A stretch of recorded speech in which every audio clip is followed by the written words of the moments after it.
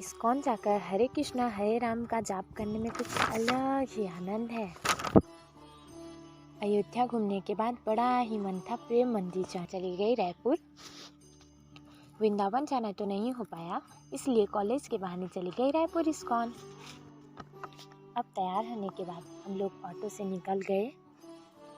ISKCON temple Raipur कुम्हारी टाटी बन चौक से आगे है, जो बस स्टेशन से 10 किलोमीटर की दूरी पर है।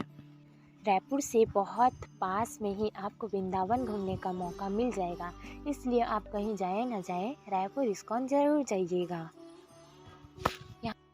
जन के भी गला मोर एक्साइटमेंट और ट्रैफिक तो इलेगर क्या कहना चाहूँगी। पहुँचने के बाद मेकअप बाल ठीक करने के बाद देखा कि मंदिर का गेट खुला ही नहीं है। फिर सोचा कहीं आज मंदिर बंद तो नहीं। फिर देखा बोर्ड पर लिखा हुआ था कि 4 बजे ओपन होगा। जैसे ही हम लोग पहुँचे 2 मिनट बाद मंदिर का गेट खुला। फिर गार्डन और बाहर का व्यू कैप्चर करने के बाद सीढ़ियों के साथ रील बनाते बनाते जैसे ही मंदिर में हमने एंटर किया, पंडित जी ने भगवान जी से श्री कृष्ण और राधा रानी का दर्शन हो गया। कितनी लकी हूँ ना मैं। पहुँचते ही गेट खुला, फिर अंदर एंट्री करने के बाद ही भगवान जी का सीधे दर्शन हुआ। यहाँ की आरती और भजन से बहुत ही आनंद आया। आप भी इस्कॉन आ ही गए हैं तो इसके बारे में थोड़ा जान भी लेते हैं।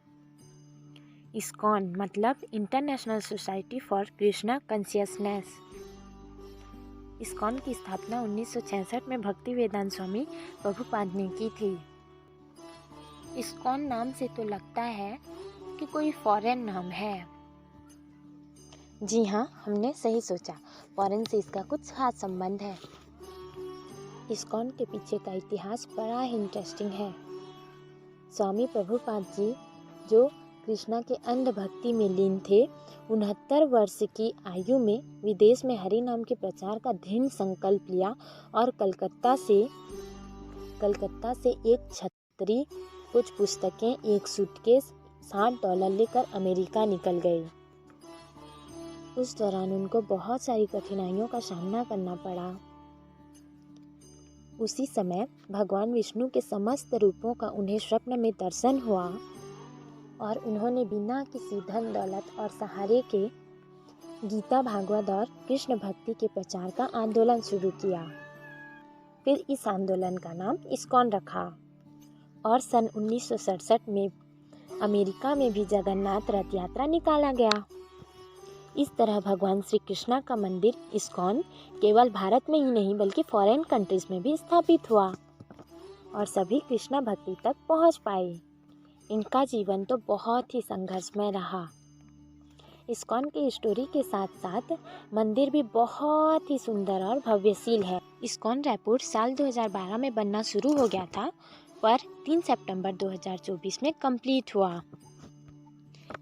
ये जगह इतना प्यारा है ना कि यहाँ से वापस जाने का मन ही नहीं हो रहा था। इसलिए कुछ देर शांति से बैठकर माला जाप करने के बाद वीडियोस बनाते बनाते जैसे ही हम लोग बाहर आए, यहाँ खिचड़ी का प्रसाद मिल रहा था।